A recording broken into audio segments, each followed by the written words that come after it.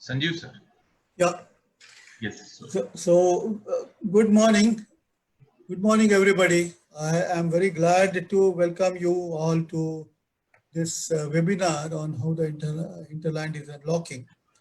This is based on the second round of survey which Vikas Anvesh Foundation and Sambodhi anchored in collaboration with a host of civil society organizations.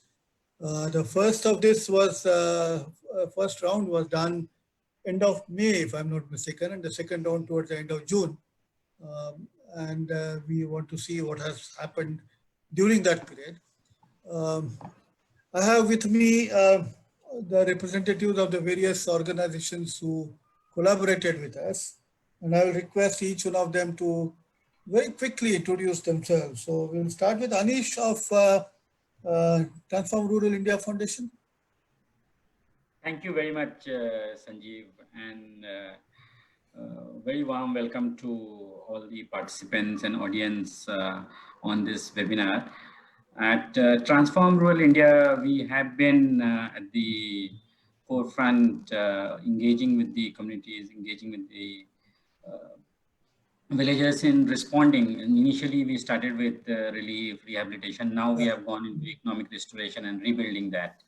And I'm looking forward to the survey findings, sir, today and the shifts that has happened. And we will share some of the insights we have from ground. Right. Looking forward. And Ashish from Sathi introduce himself. Ashish? Is Ashish with us? Yeah. Thank you, sir. मेरा नाम आशीष है और मैं फैजाबाद का रहने वाला हूं। अच्छा। और हम लोगों ने सर्वे अयोध्या के 2 ब्लॉक में किया था। Okay. Aditya, I Saksham. Hello everyone. I represent iSaksham. iSaksham focuses on improving learning levels of children through school improvement and community participation. And during these COVID times, we have tried to ensure that children in area where we are present continue to learn through engagement with community as well as with community youth. So thank you for joining, Aditya. Ankeshwar from SIFTA. Hi everyone. Hi everyone. I'm Ankeshwar from SIFTA. In SIFTA, we work on livelihood promotions in Northeast region.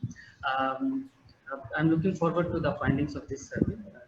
Right. Dharmendra, Sambodhi. Hi everyone, this is Dharmendra. It's been a very engaging and process of 2 rounds of doing research along with the civil society organization partners. A pleasure to be here. Right. Madhu Pradhan. Madhu Pradhan. Yeah. Hello. Good morning, everyone. This is Madhu from Pradhan, and happy to be here. Right. Naveen from AKRSP. Hello everyone. I'm Naveen from Aga Khan Rural Support Program, and AKRSP works in 3 states. We also participated in the first round, and we are happy to discuss the second round. Right. Ronak and Richnilo. Hi, good morning. I'm Ronak from Seva Mandir. It was a pleasure to be part of this second round of survey, and we look forward to the findings and sharing our insights. Thank you. Right. Is Richnilo with you? Yeah, I'm here. Hello, everyone. I'm Rujinilo. Looking forward to the findings and the discussion over the second round of survey. Thank you. Thank you. We have Richa, I think, from Asa. Is she here? Okay. Sarak Das? Yeah, Amir ji shayad join. Amir, okay. Amir.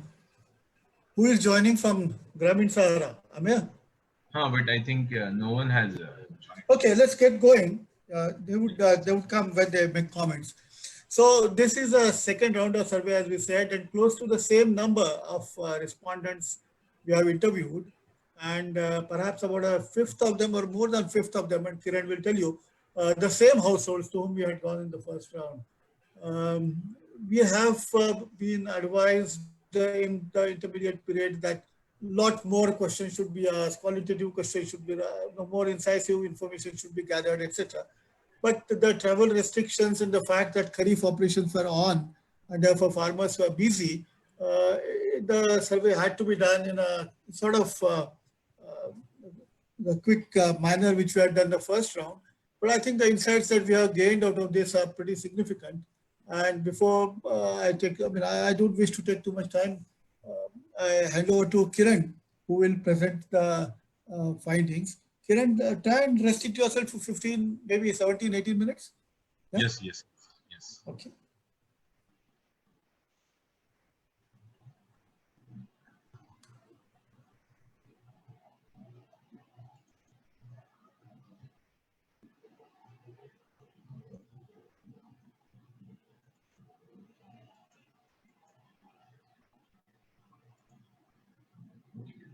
Yeah, is it visible, the slides? I think, Shivam?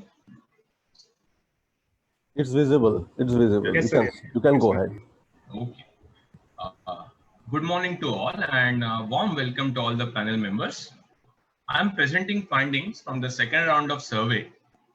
This survey was part of rapid assessment of COVID-19 induced situation in rural India, undertaken by consortium of civil society organizations, namely the Aga Khan Rural Support Program India, Action for Social Advancement, Gramin Sahara, I Saksham, Pradhan, Sathi, Sesta, Seva Mandir, and Transform Rural India Foundation, with the research support of Vikas Anvesh Foundation and Sambodh.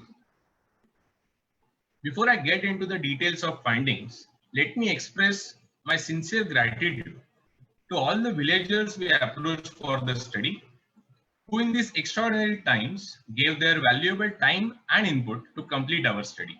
I also thank the coordinators of data collection from our partner organizations and their field staff for the extraordinary efforts they took to ensure that data collection is completed within an extremely tight timeline. Also, the special thanks to Sridhar for his support in logistics of this study. The first round of survey took place in last week of April, a month after national lockdown measures had been in place. Some of the salient findings from the round one, just to reconnect with what we had observed that time, were households were coping with the shock by eating less. Nearly half of the households have reported that they have reduction in meal or meal items. The preparedness for Kharif was low and perception towards it were bleak. At the end of April, when lockdown 2 was in place, large-scale movement of migrants from cities to villages was anticipated, but yet to take place at a very large scale that it eventually happened. The signs of distress were visible. Fall in income from livelihood activities like poultry and dairy was reported. And there were clear signs of households using mortgage, borrowing, sale of livestock and sale of assets. So it was not established whether they were due to the lockdown induced distress or for some other reason. Hence, we felt the need to know more that how exactly households are coping with the distress and how things are going to progress or change. That kind of led to the second round. So there was much we wanted to know after first round of survey.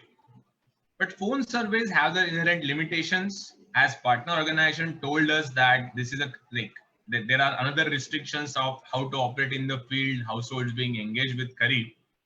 Hence, we decided to concentrate the second round on sustained and improved tracking of issues we had covered in first round, like reverse migration, food security, Kharif season practices, drudgery, and borrowing and asset sales. Large number of households surveyed in second round are the same ones that we have covered in first round, nearly 80%. New organization joined us in our effort in second round, and in their geography, we applied the same purposive sampling which we had in the first round, 10 households from any village, 5 villages from a block. So we have at least 50 households from each of the district we have surveyed, if not more. There are clearly more households from some of the district, as you can see from the graph. The geographical spread is across 11 states and 48 districts in the second round. In the last round, it was across 12 states, but 47 districts. there are 4,835 households which are part of this second round, vis-a-vis 5,162 households in round 1. We were not able to reach to some of the households, but it is expected in the longitudinal study. I must mention at this point that our sampling is purposive and not the random sampling that is often employed in the statistical based studies. So the findings are limited to the survey that we have done, and we must take care in interpreting it to a broader sort of geography like whole of rural India or everything. But yes, they are reflective. So we get into the first significant sort of finding that we had. In first round, we anticipated return of migrants on large scale. And from end of April and first 2 weeks of May, we all witnessed reverse migration of an unprecedented scale. So how exactly big is this phenomenon? 1 in 4 rural households we surveyed have reported to have 1 or more migrant member, often called out migrant. And out of these migrants who were in cities before the pandemic, 75% of them, nearly 75% of them have returned in the subsequent months. What is striking and something which is not seen on the periphery is that those who have returned, nearly 30% of them have then eventually moved back to the cities, as you can see in the pie chart on the right of the slide. Much has been said about using the resource pool of these migrants who have returned to villages and employing their skills in the villages. But what we see from the survey is that returned migrants are either still searching for the job, nearly a quarter of them, or many of them are engaged in labor intensive activities, like around 80% of them, MGNREGA, the working in their like agriculture or agriculture laborer. Perhaps it explains, like this points to the deficiency of skill-based employment opportunities in the villages. It also explains that why close to half of those still in villages think that they will return back to the city whenever it is possible. And the observation we made earlier that nearly 30% of them have already returned to the cities. Right? This willingness to move back, or people already moved back, is actually 2/3 of the return migrants if we kind of combine both the observations. If there are more members in the household, it is natural that female members of the household have to face the extra burden of household chores. It is like part of the added burden of lockdown to the induced distress for the female member of the household. We have asked about 2 key chores, fetching water and fuel wood. The changes observed between rounds were mixed, as one can see from the graph. And there is also the factor of season. So it's difficult to attribute these changes to whether it is by the lockdown or due to the seasonalities. But what we have observed in round 1, that households where there are migrant members, the female members have to face that extra burden. That observation we also see in the second round. It is quite intuitive also. There are more members, like even if we go by the household size information that we have, there is at least 1 person more in the migrant member household compared to the other household. So it is expected, but it's a sustained finding from the round 1. So when this shock or distress has been introduced, households have their ways to cope with these shocks. One of the first is to rely on existing stock of the food. In round 1, we had asked household about how long their stock from Kharif 2019 will last, and their assessment was somewhat pessimistic. Nearly 1/3 of them have reported in April that their stocks will last till May, or they have no stock as of April. What has turned out in second round is that only 20% of them have actually reported that they have finished their stock by the May or have no surplus at all. So this basically reflects that they were kind of too pessimistic in the first round. Similarly, their assessment of the future, like the coming months from July onwards, has also been improved. As you can see, that orange line lies above the blue line, showing that they think that stocks will last somewhat longer. The pessimistic assessment in round 1 perhaps reflect the burden of shock.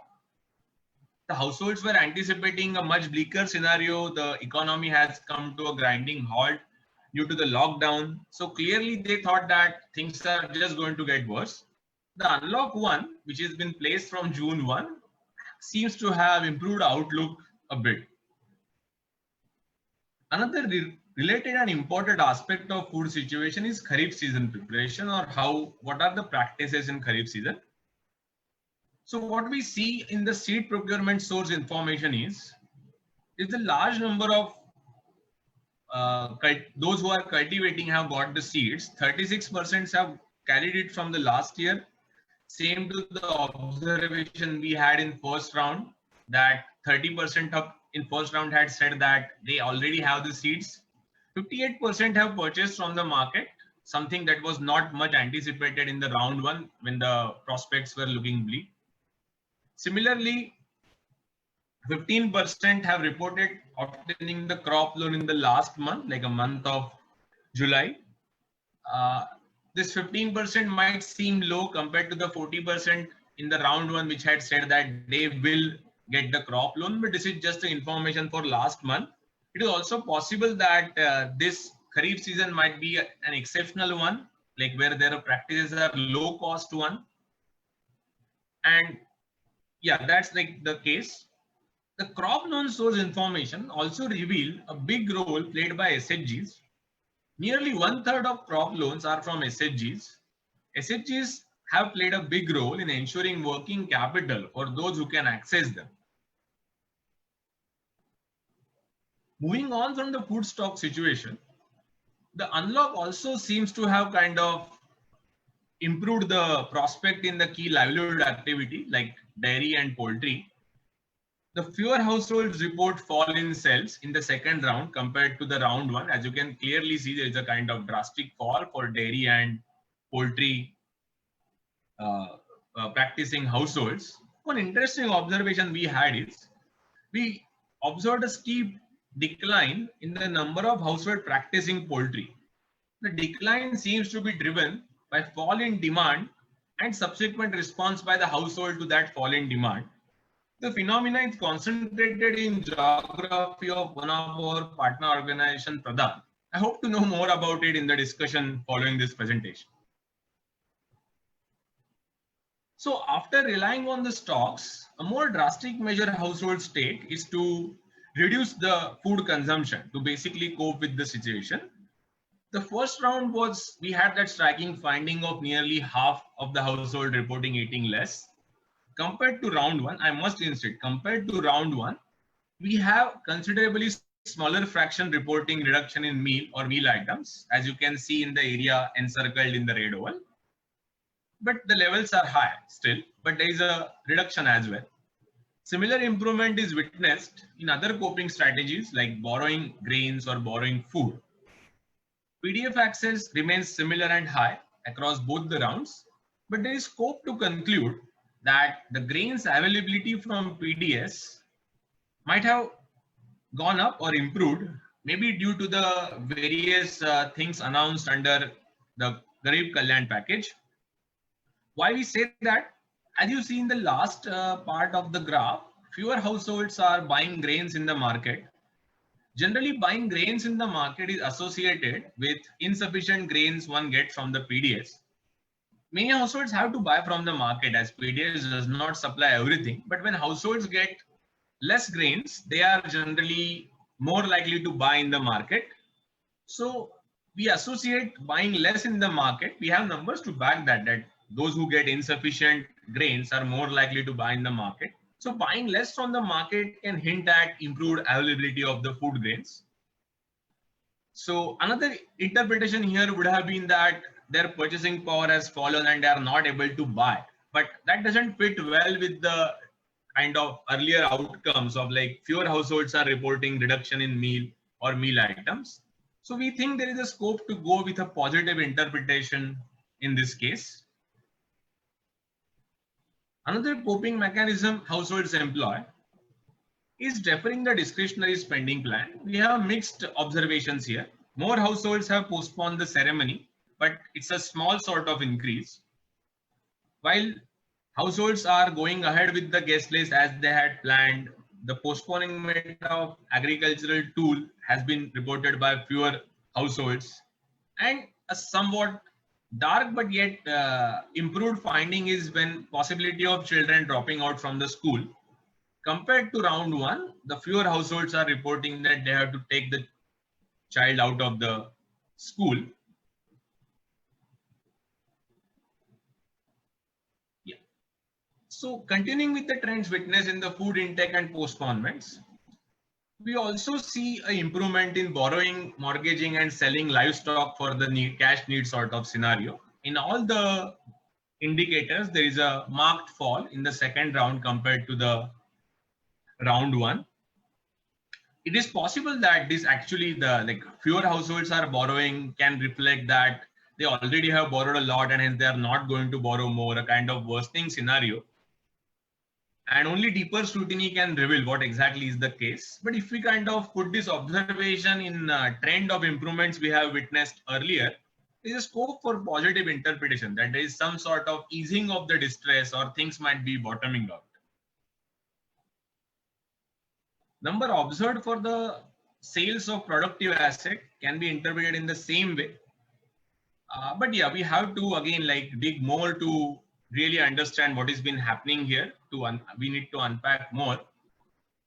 And we must say that these few sort of optimistic interpretations we provided in the last slides should be tempered with the caution. The shock is not over. There just seems to be a reduction in its intensity. This is the information on uptake of few key government schemes. We asked question on the two schemes, the Ujjwala Yojana and the front-loaded transfer of PM Kisan declared under Garib Kalyan. So for Ujjwala Yojana is quite a large sort of number that reports that they get the cylinders from Ujjwala, and nearly 80% have received the free refill in the last month of June. 90% households are eligible for PM Kisan and around 40% have reported to have received transfer of rupees 2,000. So there is some sort of signal in terms of the uptake, but there is still some way to go. I will kind of summarize the key findings that we have discussed. Reverse migration seems to be a transient phenomena. It hints at absence of skilled employment in the villages, reflected in the willingness of about 2/3 of the returned migrants to again move back to the cities. Some of them have already gone back. There is a similar treasury scenario. There is some sort of improvement in the outlook we see in terms of food stock assessment, Kharif preparation, food intake, borrowing. They all hint at a small but positive signs of recovery. It must be said that distress is still considerable. 1 out of 4 households still think that they have to take the child out of the school. And one must learn more to see whether this distress is structural, that this would have happened even in the absence of COVID, or this is something that we will attribute to the COVID-19 induced lockdown. To conclude, in a nutshell, the unlocking of economy seemed to have eased the distress in rural India, and there are some green shoots, as they say, but overall distress level is still high. The structural changes discussed in popular media in the immediate aftermath of reverse migration are not yet visible, at least not on a very large scale. And it is likely that reverse migration itself be reversed and many will again move back to cities, resuming the normalcy. Something that we did not capture in survey, but we know, is the increasing incidence of COVID-19 cases in rural India. What consequences it will bring remains to be seen. I must note that these findings are broad-brushed ones. Our sampling strategy was purposive, so what we say is largely applicable to the sample that we have studied. There are few extensions of this study that can be easily done, that we can scrutinize more the households for which we have information in both the rounds to gain deeper understanding, a longitudinal one. Detailed micro studies of the villages can be taken, and this end of Kharif season study will be crucial, as this current Kharif situation is likely to be a different sort of production process than the usual one. This list is not exhaustive. These are just like some suggestions. Right. So Thank you. I thank, yeah. Thank you, Kiran. Before I go to invite comments from the participating civil society organizations, I would like to ask Nirmala and somebody, and Dharmendra in that order, if they would like to make some quick comments on what they just heard. But they are part toward the design, etc. of this. So, Nirmala, would you like to make some comments? Yeah, just few, some 2 or 3 very quick kind of points that we found out. If we compare between round 1 and round 2, round 1 kind of gave a quite pessimistic kind of outlook on 2 or 3 broad aspects. One was at that time, which was a big concern to us, was Kharif preparedness, where we found that on one hand, there could be a huge shortage of working capital given that the remittances had kind of taken a big hit. And what about the crucial inputs with respect to seeds? Because access to seeds was, availability of seed at that point of time was pretty low among the respondents. That I think has changed considerably in terms of that we find that people have in round 2, a large chunk of the respondents actually could have access to seeds, could have access to credits. SHG credit, something comes up as a very interesting component in the analysis, shows that how community-based organizations have kind of played an important role in provision of credit, apart from the formal sources like the MFIs and the banks. Perhaps more we will hear about it from our partners later on in this webinar. That's the first part. Second, of course, with respect to migrants, and here I was looking at what Anish was saying, very valid point to have much more details of the status of the migrants who came back and who went back. I doubt if we have that much of data because we could not ask too many questions on migrants, but it needs to be understood because is a big question that kind of comes to some of our minds is then the entire reverse migration or transient phenomenon? Because we all were in those times in April and May, we were looking into, when every day was full of horrific kind of stories of people going back, and we thought that now with increase of labor, new opportunity needs to be created, or there would be new opportunities in the countryside. But now when we look into the surveys, and not just this survey, I'm looking into some other surveys also, I find that a considerable number of the return migrants have either gone back or are willing to go back whenever the time permits. Right. So the whole issue of whether this means, since all of us who are working in rural areas, we saw this influx as a potential human capital coming in. Now, whether that itself is a very temporary phenomenon is something that's a question that kind of I don't have answers to this. And yes, of course, because of these two, and we know that look into the larger data, like the CMI data also talks about that basically after a long time, it seems that the countryside is taking on its shoulder the much more the urban areas. Rural work has increased, and of course, largely because we can't ignore the happy fact that we have a good monsoon. What would have happened if the monsoon would have failed is a whole different ball question, but we have a good monsoon. So apart from some of our partners who are working in Bihar and Assam, where unfortunately good monsoon also means multiple hazards, I mean, essentially not just lockdown, but also floods, would perhaps have a very different story to say. But otherwise, in major part of the belt, the Central Indian tribal belt from where most of our data has come, we see that the monsoon actually has had a Good. Thank you. Dharmendra, would you like to make any comment? Yeah, but I'll echo one comment that Nirmala has made on regarding migrants. Well, my perspective when I look at the data is looking almost the savior is labor for the migrants. Everybody is engaged in labor. So it's okay if it is like a reaction kind of a strategy, immediate relief measures kind of a thing. It's okay. And as the the reverse is started, that people are going back to the cities.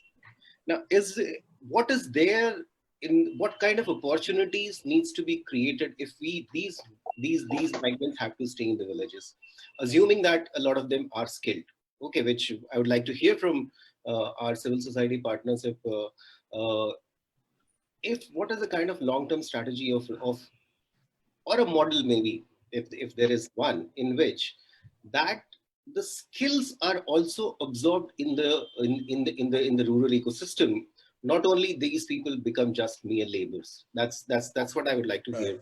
Okay. Right. And two is about, I think, is in these 2 rounds we have become wiser as researchers. There has been a lot of method learning. We learned, and the biggest learning is about limits to telephonic survey and these kind of surveys. And that's where even the last time I said, and it's in there in the conclusion, if we want deeper insights, we need micro studies. There's small studies taking at one part of the problem, getting into deeper. We may not get all the data in one study, but if we want to get good insights, which can be used for policy advocacy, we need those micro studies to provide better insights into it. Thank you. Thank you. Thank you, Dharmendra. Now, what I'm going to do is to invite the civil society partners one by one. So let's begin with Ronak and Ruchinilo from Seva Mandir. If they could share. What I would like to suggest is that they might start by saying in which part of the country their organization works, their observations about the 3-4 main things that have been brought out. One is the issue of what's the situation regarding migrants. Second, what is the situation regarding Kharif. Third, what's the situation regarding what the people are receiving, what the government schemes were all about. And fourth, of course, I welcome them to tell me what their organization is doing. So Ronak, could you please start about Seva Mandir and Udaipur and those districts, please? Ronak? He's on mute. Is Ronak there or? Yes, I see the video. Yeah, you may be on mute. Ruchinilo, is this? Ruchinilo is going to speak.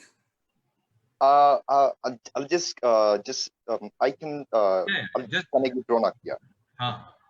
Seems to have hand that the system. Yeah. We'll come back to them. Maybe can we go to I Saksham? Aditya might like to talk about Bihar, and then we'll go back to Seva Mandir. Okay. Aditya, would you like to talk about what's happening in your area? Thank you, sir. In our experience, it's some echo. Might like to mention which district you work in, okay? Am I audible now? Yes. Okay. So we are present in Jamui and Munger districts of Bihar, which are largely in South Bihar, and they are typically drought-prone districts compared to rest of Bihar. So when we interviewed in June, and monsoon was not that prevalent at that point of time, what we saw among migrant laborers that close to 90% of those who were interviewed and who had some returned member in family said that if given a chance, they will return back to city, which can be related to, that the skilled laborers are not present there. From our empirical analysis, majority of these were engaged in some or other kind of skilled job like a plumber.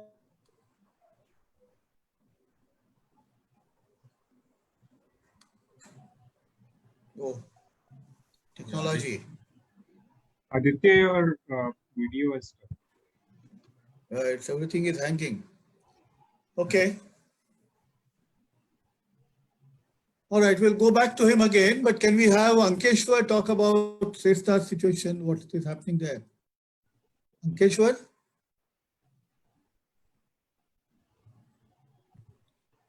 What's happening? Am I audible or no? Yeah, Ankeshwar, go ahead. So, I'd like to start. We are present in the survey was conducted in West Tripura and Manjuli district, West Tripura of Tripura and Manjuli district of Assam. So basically, in the case of migration, here return of migrant workers has not begun, especially out of state migration has not yet begun. Few have returned to their workplaces within the state, but out of the state that thing has not yet begun. And people are still coming back, both in the case of Assam and Tripura. The general feeling of the people is migrant is to stay back, but stay back and find some work nearby. But the problem is lack of skills. So many of them, they have taken loans from MFIs, SCTs to start something of their own. A few people have started also. Demand for MGNRG's work that has increased, but again because of floods, that work in Manjuli especially that is on hold. So that is a challenge. As far as the food consumption part is concerned, non-vegetarian food, meat, fish, and dry fish, these are staple food of people here. So since the price of meat and fish it has increased by 20 to 25%. So the consumption of non-vegetarian food has decreased to a great extent. So that might have health impacts later on, because dal and other pulses is not part of their daily diet. So that might be a issue. As far as drudgery of female members is concerned, domestic violence that has increased because of maybe consumption of alcohol, that has increased. Overall, because people are staying back at home, so the workload on women that has also increased. Okay. As far as challenges, major challenges that we are facing here, flood, that has been a major challenge. And after the flood, there are chances that a lot of disease outbreak might be there. So that is a challenge. Availability of quality seeds, that was a major challenge. And as I have said, that MGNRG's work has stopped. So that is also a challenge. Okay. What are... Yeah. Can I... Hello. What we as an organization we are planning is we are planning to promote nutrition gardens to mitigate the health challenges, and for instance,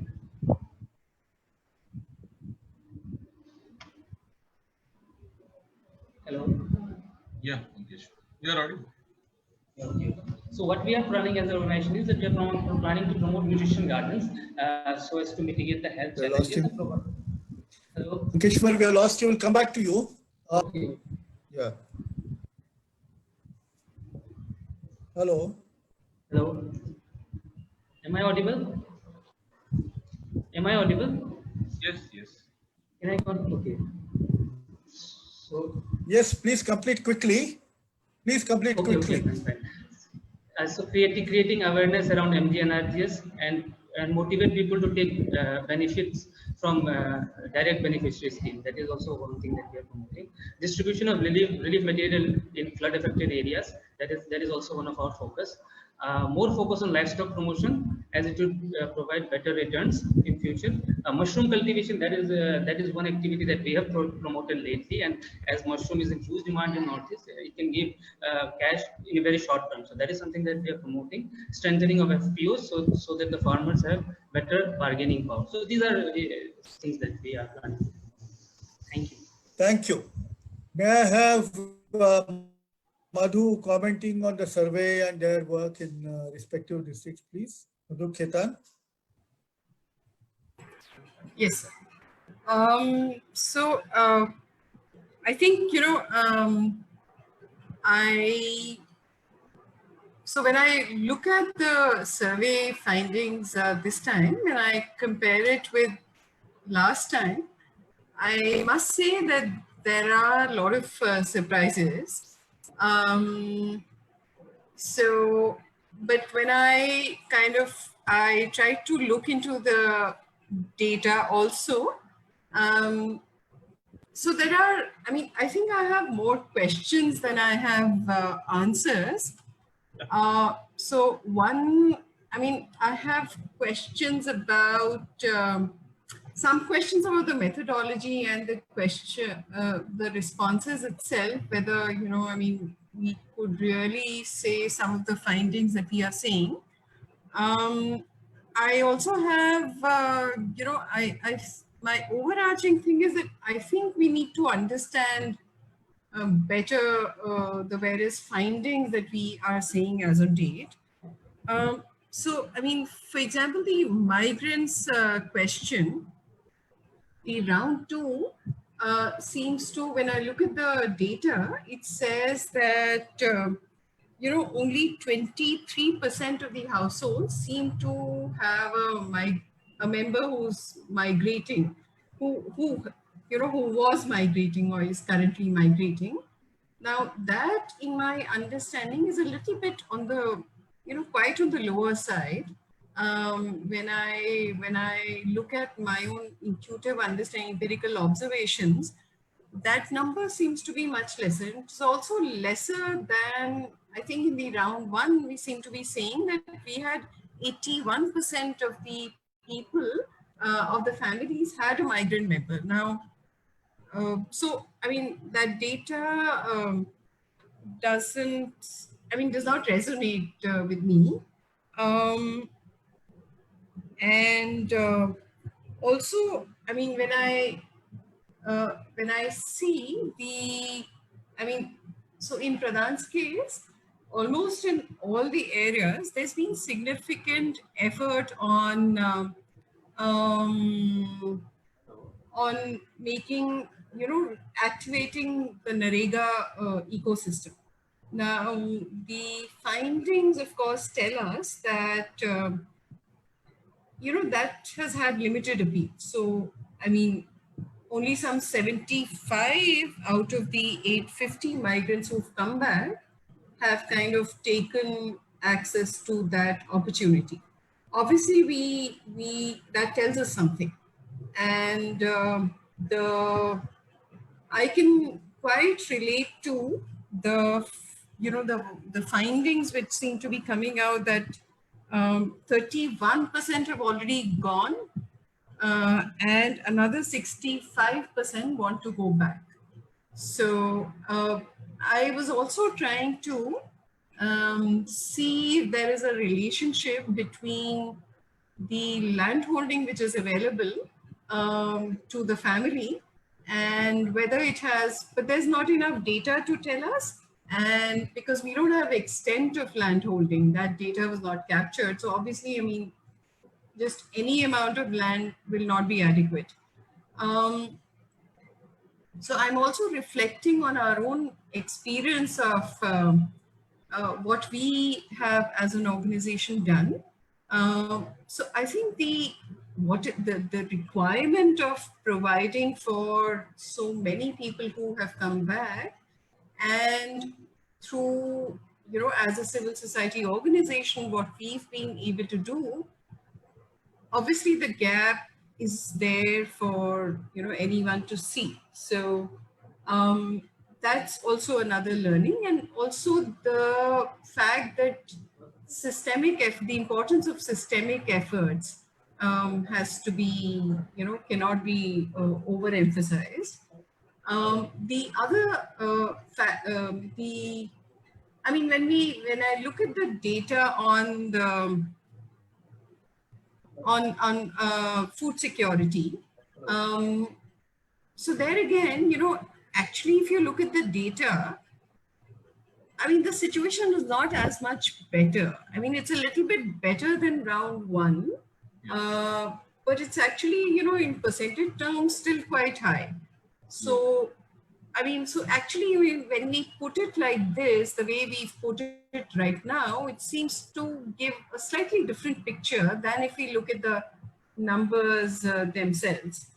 And in this, I think one should also, I mean, recognize the importance that the PDS, that the doubling of the PDS rations has had. And I think, I mean, our Right to Food colleagues have always been flagging the importance of of inadequate supply of food grains under the NFSA, which seems to be borne out, and that seems to have played an important role in minimizing the the hunger that we would otherwise have seen, because I don't see any other reason for hunger to have gone down, because as all of us know that this is typically a very lean period in the rural areas. So apart from,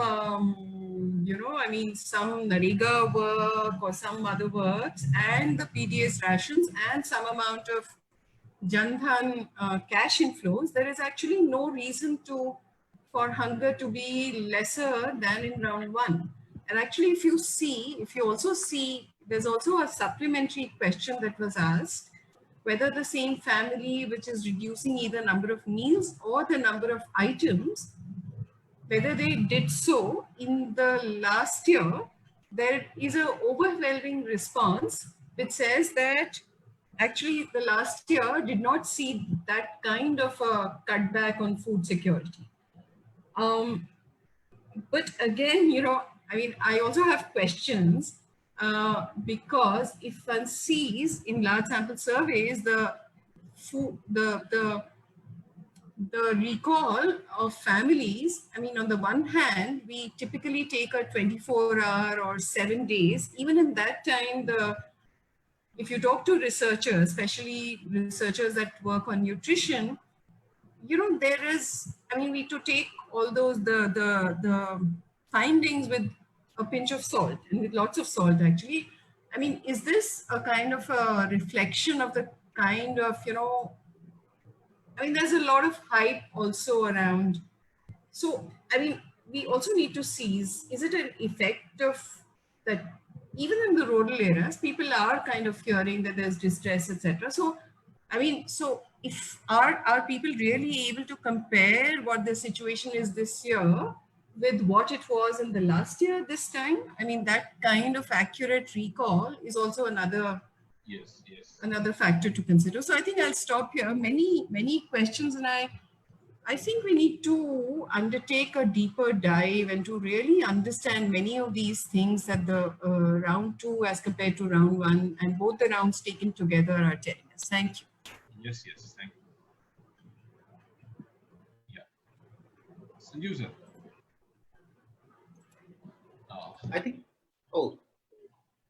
I think we lost Dr. Fansalkar. His internet is down, I guess. Yes. So I think we can. Thanks, Madhu. Thanks for the comments. I think there is a lot in the data that needs to be milked. What Kiran has shared, I think, is just the top line. I would say as you said, there are a lot of questions and sub questions that we have asked this time. More detail, almost thrice the number that we had in the round one. And I think there will be a lot of questions that you asked. They are very, very, very pertinent questions, and hope that at least majority of them gets answered by the data that we have that we have. So thanks once again. And once we have this detailed analysis, more to say on the longitudinal part of analysis that we're going to attempt, that will be very insightful in that sense. And maybe in the next 3 weeks or so, we'll have that kind of analysis also.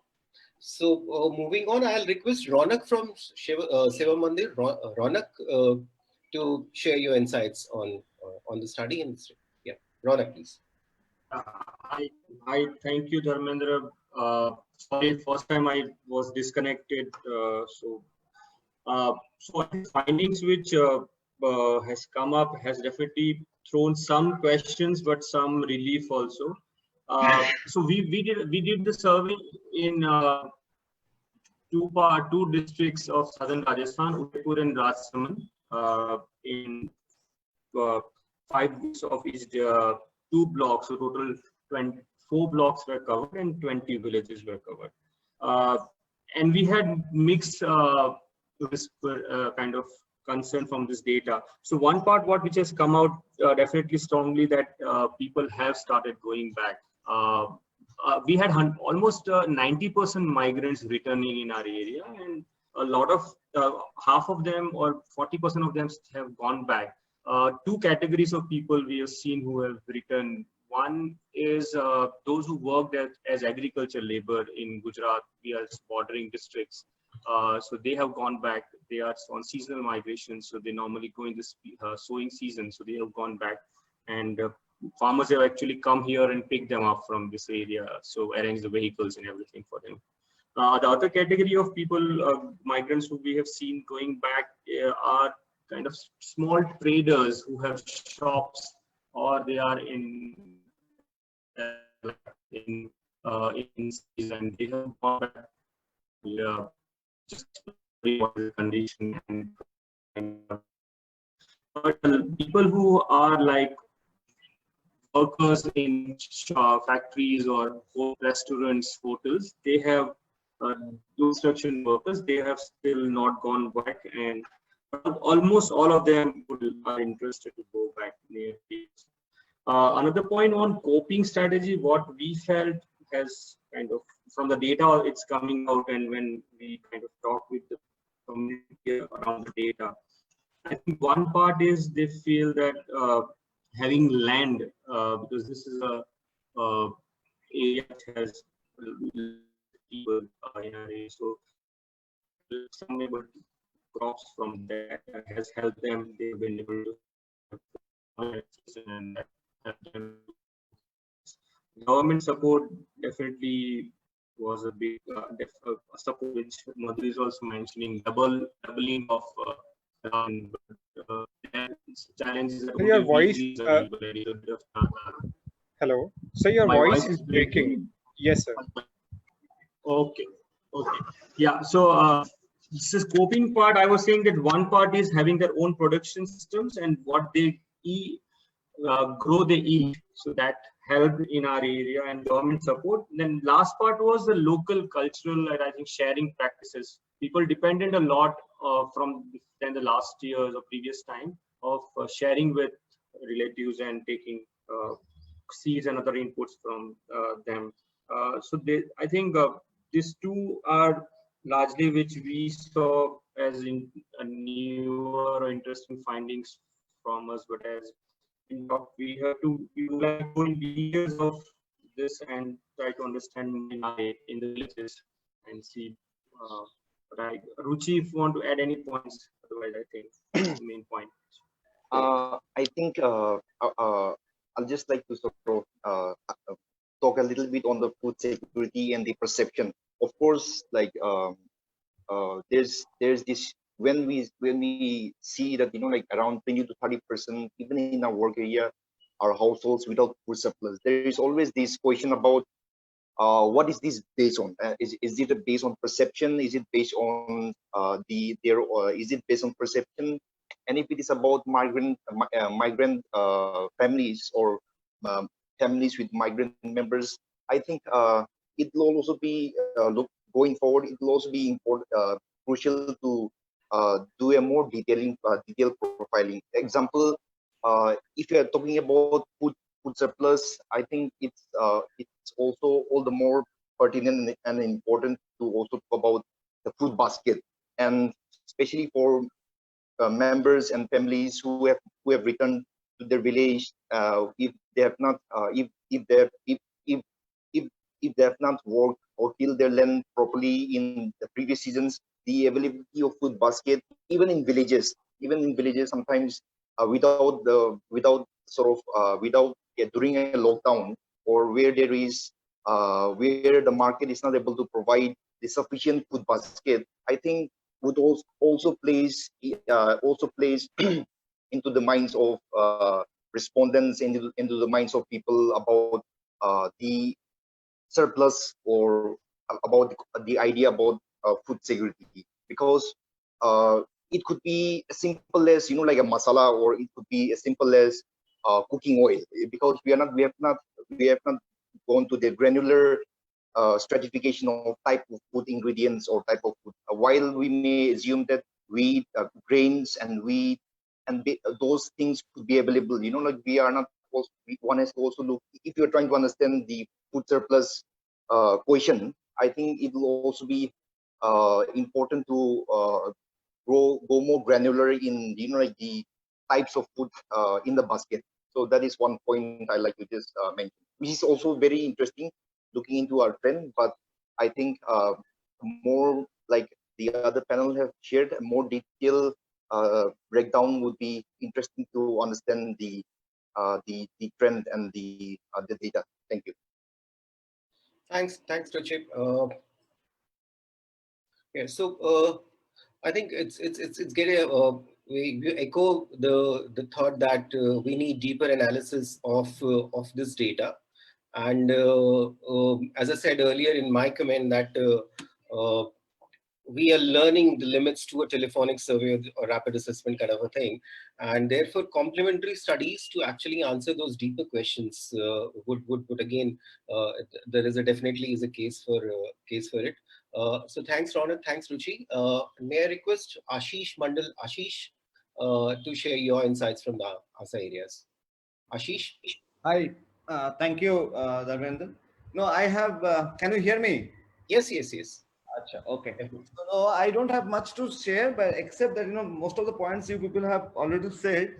A couple of points I would like to see more deeper study, because some of the questions are coming in my mind, and I mean, they probably can only be answered when we go into the deeper studies or probe them little in little details. Some of the things which are happening on the ground, I can share them. Like I have seen an extraordinary surge in demand for the NREGS, which still continues. We have also seen people are not necessarily kind of a very happy time going on in the villages. I mean, there are concerns, there are stress which are evident. Just for, I mean, this study looks like, I mean, trying to say a lot about this kind of a reverse migration, whether people have gone back to their original places. We need to little understand the way the migration happens, especially in the area where the study is done. There are three types, mostly two types, but let's say three types. One is like, the people who go for casual wage employment. They basically do those mitti katne wala work kind of stuff, or agriculture laborer. They normally stay back during this time home because of their own agriculture operations back home. And some, like those who are agriculture laborers and landless, they go to another agriculturally prosperous areas for agriculture work, like transplanting and those kind of work. That probably is unaffected. But the casual wage employer going back, I mean, the laborer going back to the cities for this kind of this wage employment work, the casual work, we need to look at that, whether there is kind of CMI data is supporting that for the construction activities are coming back to the normalcy. If that is what is happening, probably then we probably can corroborate this. Secondly, we also have to look at the CMA data for the manufacturing sector, because a lot of people from the rural areas also go and work in the manufacturing sector, whether these two are also matching. And I will not talk about much of the service sector, because from the rural areas, especially the younger generations, they work a lot, many of them work in the service sector, in hospitality industry, as the kind of in the hotels and restaurants, and even several other security guard, etc., etc. Whether that sector is also CMA data is supporting this these findings that the service sector is also I mean, coming back to the normalcy. So these two to three things. One surprise was, of course, about this SHG contributing a lot for the agriculture inputs credit. Very, very surprising. Because normally we have seen these SHGs are for a very, very small amount of loan for the health and other emergencies. But if they are contributing to the agriculture loan, which normally is about 20,000-30,000 rupees, or at least 15 to 20 in our kind of area, so that is very, very surprising. And my question is, do they have that much of capital to cater to some 10-15 members of the family with 15 to 20,000 rupees? So I think I would like to look at that in more, kind of carefully and see whether that is happening. Yeah, that's it. That's it from my side. Thanks, Ashish. Thanks for sharing the insights. And I definitely agree with you. This data we definitely need to look at this data, juxtaposing it with other sources of data like CMI data, to actually get a clear picture of how things are happening. SHG supporting. I think that there may not be a lot on data, but I think from other sources we can see that to try to get that answer. Now I might request Anish from GRIF to share his thoughts. Anish, please. Thanks, Dharmender. And I'll not repeat the various points made by earlier speakers. So what, the survey tells me, the reality is better than the fear that communities had. And in some ways, we also know now, as unlock is happening, COVID numbers are increasing and we are also becoming more active. So it's not such a surprise. What are the key, messages, top line messages that I get and comparing it the two rounds? Government is important and it is key to, mitigating distress in the villages. And the point on PDS is absolutely spot on. There is PM Kisan, numbers don't tell again the full story because we haven't talked to. If we adjust for the eligible beneficiaries, we'll see again the access is in the high 80s. We'll see that if adjusted for, and the other, for example, in the TRI areas in MP, we looked at, for example, in Khategaon, where you see dropouts, there children are more in private schools. There are about 57-58% from our other survey we know are in private schools. And there is a fear of dropout because they are asking for fees. The second is, because this is purposive in the CSO areas, so CSOs must be amplifying the government efforts. And again, we know it from MGNREGS and, access to various entitlements, we know that. The third message is, whatever manner the push migration that had happened, the distress migration that had happened, or the aspirational migration, what Ashish was saying, the youth, with the younger segment, in a short run, it is very difficult to restructure the village economy to absorb this returning migrants. And it is in some ways very sad that the talent pool which was returning back, we are unable to mobilize. But given the work, the numbers that the survey has with, majority of it is in, labor. So this aspirational, we just haven't been able to create, and it is not expected also to create, but some efforts could be, down the line required. The fourth insight for me was the shift towards cereals from vegetables. Again, I see that is again in a way of mitigating the distress. Now coming to the migrant, this is both from the survey and also from our ground insights. About 1/5 of the families that we work had returning migrants, and most of it happened in April, May. Post-May, June, where there was very little returning migrants happening in these areas. So there is a significant reduction there. They are going back. One set, as Ashish was saying, is the agricultural laborers. So in, say, in Eastern MP, they are going back to the Kharif, labor market in both in Chhattisgarh and in and around Jabalpur. But say in Western MP, in Petlawad, if we were looking at the numbers there and we went deeper into that, we found 3-4 companies in Gujarat, Welspun, Unilever is there, Eicher, all of them have offered better terms to they reached out to the returning migrants. They offered better terms in terms of medical insurance, accommodation, and assistance for that.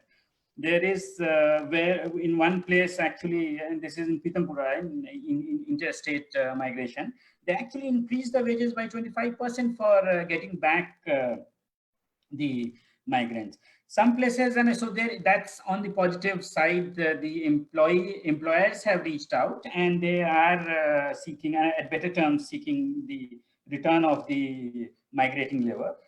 The other case where there is distress, there is no work there. So, for example, there is a tire manufacturing units in Morbi. People from Western MP go there. There are, and again returning back at the same rates. So while there is it is a mixed bag, we need to understand a little bit more.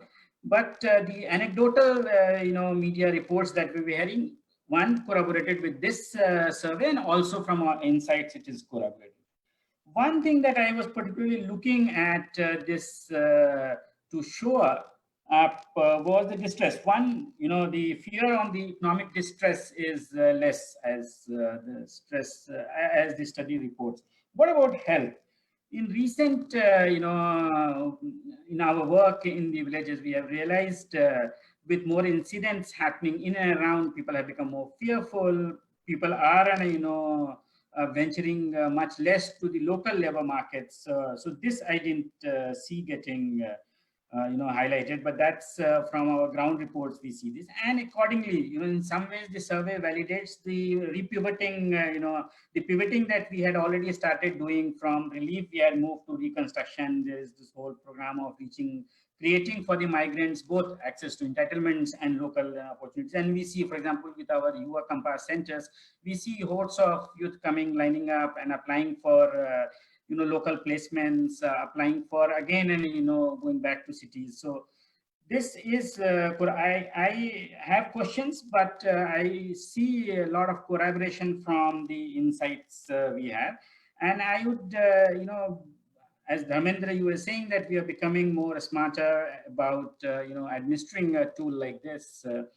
We need to start, and the next round we need to look at in a more comprehensive way what is happening to other things. The government is a big play on the health side, and so let's look at some of those more carefully. Maybe we'll have more insights both on the economic and health. Thanks a lot. You're very insightful. And I must compliment the entire team for putting this together in a very comprehensive way. Thank you. Thank you. Thanks, Anish. Thanks for your wonderful insights. Regarding health, I would say, I'm not sure, it's like how far we can increase the scope of this, but yes, there have been, like Sambodhi has been doing some analysis of the HMIS data. There was a severe disruption of services, especially the maternal and child health services, immunization services, in the months of April and May, and now they are just trying to get those get back on track. So there is some resilience and restoration is, but we have to think about smartly how we integrate health into this service, not to overload the survey on the kind of things that we're trying to do, but maybe a micro study on health would be one of the possible options. So thanks, Anish, once again. Aditya from iSaksham got interrupted before. So may I request Aditya for his comments? Aditya, please. Thank you, sir. So I'll keep the video off just to ensure that it does not disrupt this time. Thank you, thank you. So we are working in Jamui and Munger districts of South Bihar. And compared to rest of the Bihar, they are drought prone areas, and that's where some things come into context. As far as the survey findings are concerned, we found that 90% of the returned migrants wanted to go back given a chance, and what we saw was majority of them were like youth or people in skilled employment, like as I said earlier, electrician, plumber, etc. Then somehow the NREGA data that I have in my district, it does not match the overall proportion which is showing otherwise. And this is, I'm curious about why this is the case. I think this is where I would like to go back to my team and ask them about details. One relatively better observation was that in places where the SHGs were strong, like wherever Jivika, the state promoted SHG initiative is prevalent, people were borrowing from them at a far lower rate of interest compared to instances where they were weak and people were borrowing from local moneylenders at the rate at around 10% per month. And borrowing from banks was more or less absent. I mean, almost all of the respondents, when we asked this question about borrowing, I mean, expressed displeasure that banks are not, they are not able to reach banks, especially for loans. One more finding which we saw on the field was that given that COVID is prevalent and COVID, the focus of health functionaries is more on COVID, other health issues like TB and other general health issues are taking a backseat, and especially old, and if you are an old female from a backward class or caste, you are just left in lurch. And we saw it as a pertinent point to raise with the district administration. We tried to solve some of the cases, but I'm sure there are many such cases which are beyond the small sample survey we did.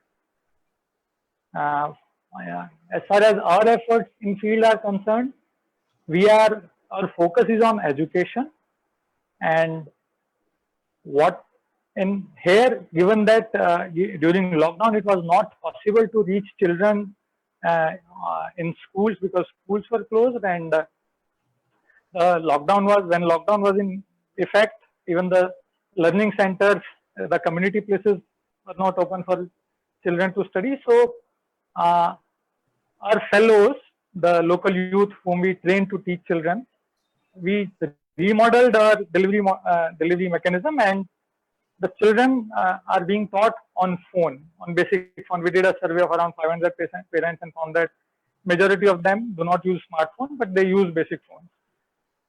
And initially there was some reluctance from parents, and slowly and gradually we were happy to note that majority of the parents are engaging. They are, when lockdown opened, they are leaving phones behind so that the children can study.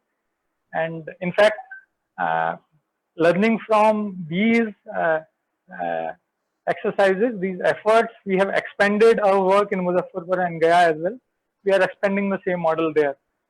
So in these times, children as a segment and their study as a need takes a backseat, and we are trying to ensure that more and more children are able to study even during the lockdown or when schools are closed. Thanks. Back to you. Thanks, Aditya. Thanks. Thanks, Aditya. So Nirmalya is back. Yeah, hi, sorry, I'm very sorry, technology failure. Maybe, yeah. No. Dharmendra, we have Amiyaji, I think he's here? No.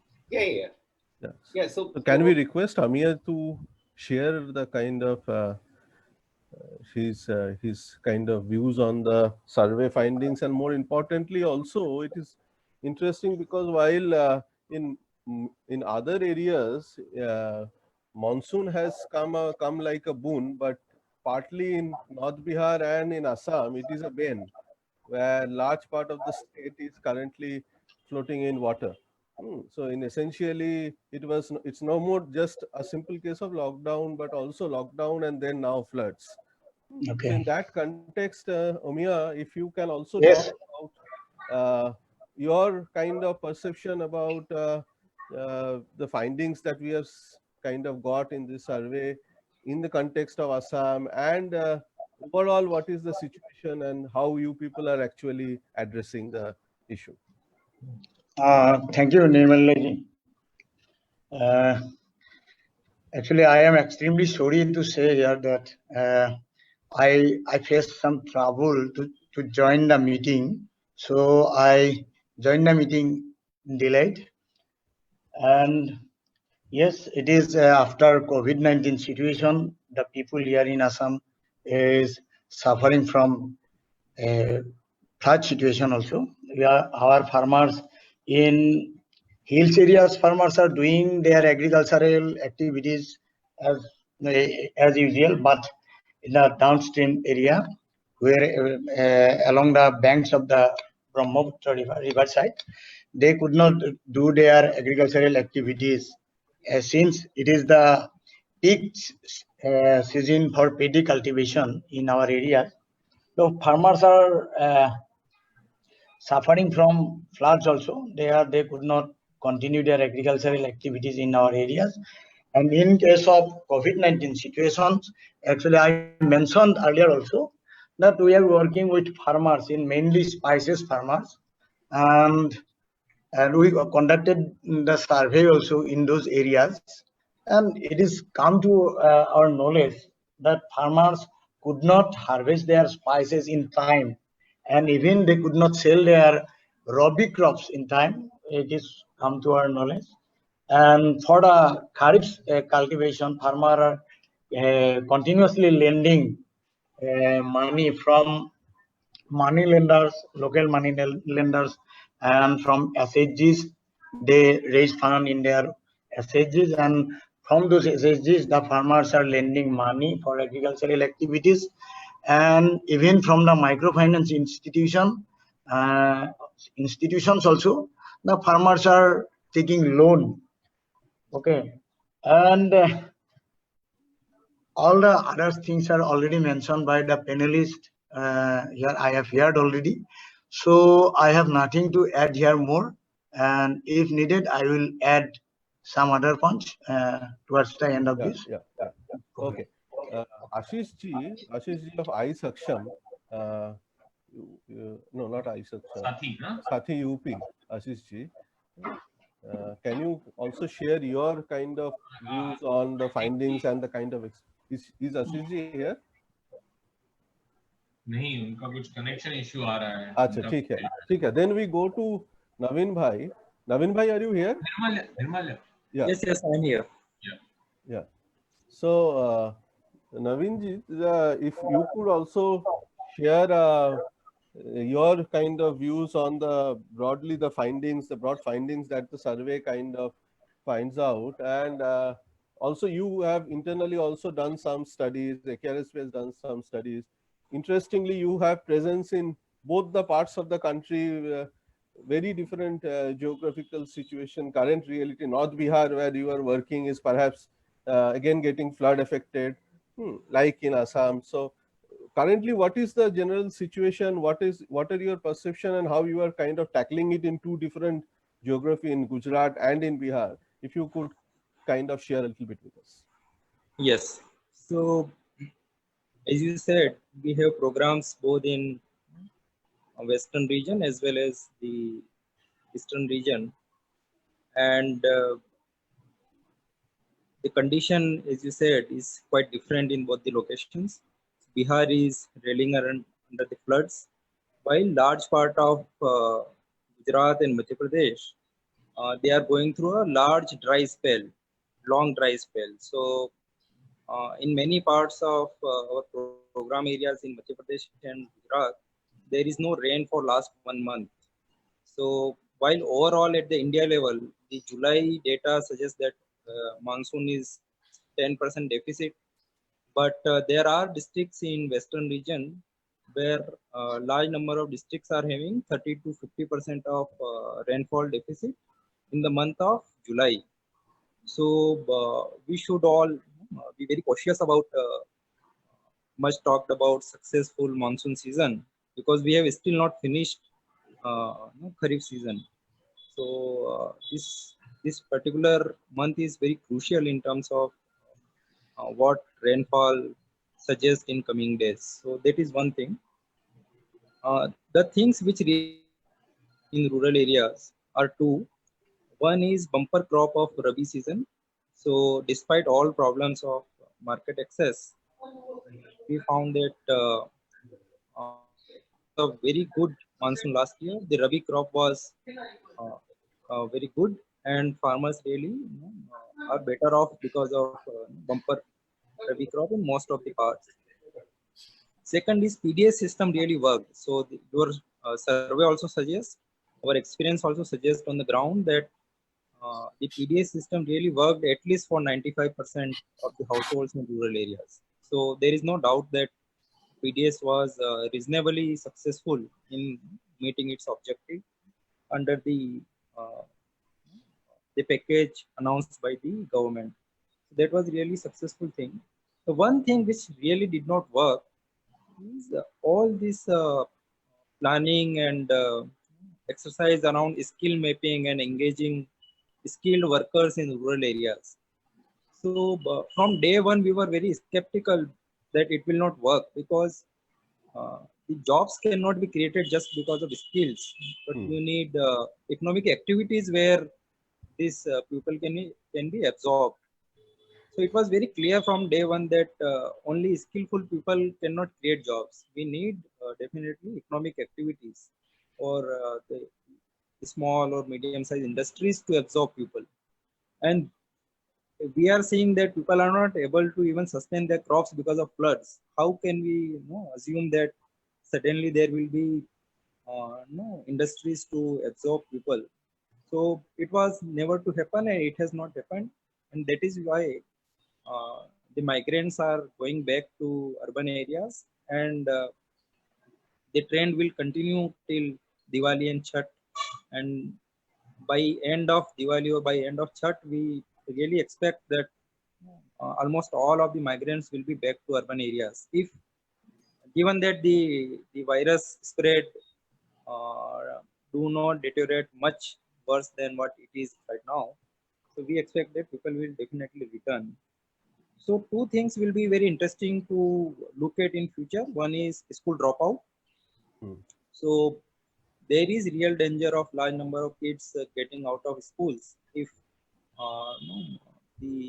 so online education, this is fine, but we all know that this is reaching very limited number of children. So there is real danger of students dropping out of schools if it continues for, let us say, next 3 to 6 months. The second will be the effect of loan moratorium on SHGs. We found that large number of SHGs have opted for moratorium. So it will be really interesting to see that how SHGs repay back their loans when the moratorium period ends, and how it will affect their relationship with the banks in the future. So these two things, school dropout and loan moratorium of SHGs, and how it will affect their relationship with the banks. So these two things will be very interesting. I stop here, and maybe we can discuss more later. Thank you. Okay. Do we have Kiran? Do we have Ashish? If we don't have, then we will.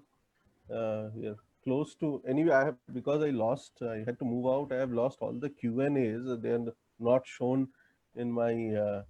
I have answered some. I can take like some. Yeah, can you take couple of Q&As to kind of answer, we also particularly related to the discussion as well. Yeah. Particularly related to the data methodology. If you have, I have answered a few there only, like as I can, but I will just reiterate them. Like so, you just take two of the questions and just give us a little bit. I must tell all the kind of participants, all the panelists and participants, that we will kind of will record all this Q&A and we'll get back. We'll try to kind of answer to as many as possible. As far as the presentation itself is concerned, we will put it up on Vikas Anvesh Foundation website. As you can see on the entire round one of surveys and the raw data, the presentation, questionnaire, everything has been uploaded on Vikas Anvesh Foundation website. So this round two, all the details will also be subsequently uploaded. Yeah, but I'll request Kiran, before we end, can you just kind of answer some of the Q&As that I think means one of the, like, clearly there is Q&A reflect that people need to know more about the migrants returning and various things. Like I think our data was very much like the survey was kind of focused, so we don't have information on lot of aspects that are definitely interesting. Like there was a question about digital payment modes use, and yeah, it quite likely that there has been some change about how it might have been used during this period, definitely in cities, but what happened in rural India we don't know, and one should know, but no, we don't have information on that. So yeah, in some cases we can dig more. I think there was one question about the gender and food intake. So we don't have detailed information to answer that question precisely, but this round we asked about the gender of the head of the household, and we will analyze further, like whether it has any linking correlation with the food intake answers that they have given. Like we had some signs in round one that it might be, so we will explore on that line. Like as I said earlier, it was a rapid assessment. We had like a short targeted questions, mainly like yes, no, or optional sort of answers. Like so, there's a clear limitation on how much evidence we have gathered.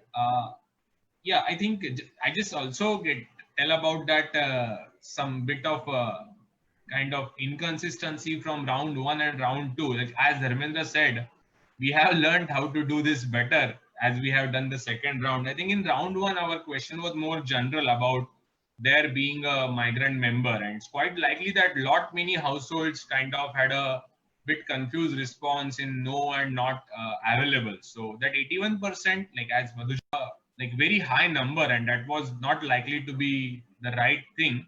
In round two, I think we more accurately asked that how many members are out there in the city or working outside of the village, and based on that we got the percentage. Clearly geography wise there will be a variation, like some regions will have much larger percentage and some regions will have lower. So that state level data we haven't shown, so that's why that 25-27% might look on the lower side if you seen from a perspective of certain state or something, and it's quite likely that there are variations. But the round one number was, like, we believe was not much rigorous. So we kind of not compared our round two number with that. The round two number is consistent with some of the broad studies of migration, like what NSSO has done a decade back. I must say it's an old study. We don't have recent. There they have around like 13-14% as a fraction of out migration. That 13% of rural households have member working outside, and across social groups the percentage was varying. So 25-27% is in that sense not greatly out of sync, but yeah, I think we need to look more into that. Yeah, so yeah, that's it, Nirmalya. Okay. Yes, what we plan to do now is we will kind of, what we have not done is we have not kind of done a paired matching of household and kind of create a panel and do a kind of a longitudinal analysis of only maybe a small subset of these households where who have been covered in both round one and round two. You know, in round two there are certain kind of new households, and there are certain old households. So we will only look into the households where we have information on round one and round two and get a much more detailed kind of analysis. We'll also look into state level kind of data, but I must tell you that because the sampling anyway was purposive, what we can always infer something, some kind of results at the state level, but whether that will be applicable for the state as a whole is methodologically always questionable. Okay. So while we can do state level findings, we can share state level findings, but the actual methodologically the applicability will always be, there will always be a question attached to it.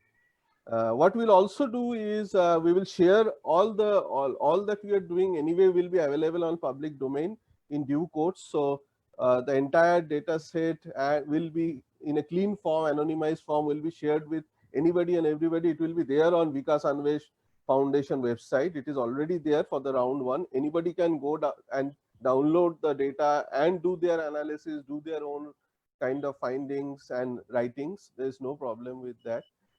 And again for round two we will do the same, and subsequently we will see how we can kind of address, as I completely agree with Madhu in this, that we were also we had more questions than to us when we saw this data, that how do we explain? You know, always graphs will give you certain kind of findings, but do we have the amount of rich back-end information, background information, which will allow us to kind of justify what we are getting in graphical form? We don't have that. So how do we get that? How and what additional question can we ask? Should we take this kind of format, or should we change in due course and do some detailed village level studies to understand how things have panned out, where and how different types of households with different kinds of asset base from different social background actually have addressed or adjusted to the situation. The situation itself is a very different situation in different parts, as I have been highlighting. People in North Bihar, in parts of West Bengal, parts of Assam are facing kind of double whammy of lockdown and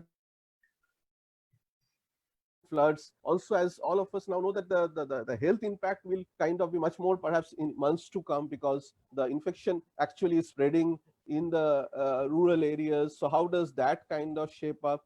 Also, what has come up very clearly in this second round is, well, some information, but much more questions pertaining to migration and return migration.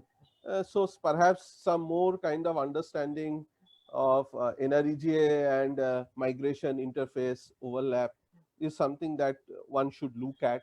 So we hope that we will be able to kind of continue this discussion with this the consortium that kind of we have kind of brought together to work on this particular issue, and we'll try to see how we go ahead in coming months, what further rounds, and how we do how do we understand more the situation that is kind of evolving in the countryside. So with this, I would kind of thank all the panel members and all the participants who took out their time to kind of share their views, share their questions. We could not address many questions, I'm very sorry, but we will will try to answer them in subsequently. And yeah, and thanks once again. And with this, we will end this webinar.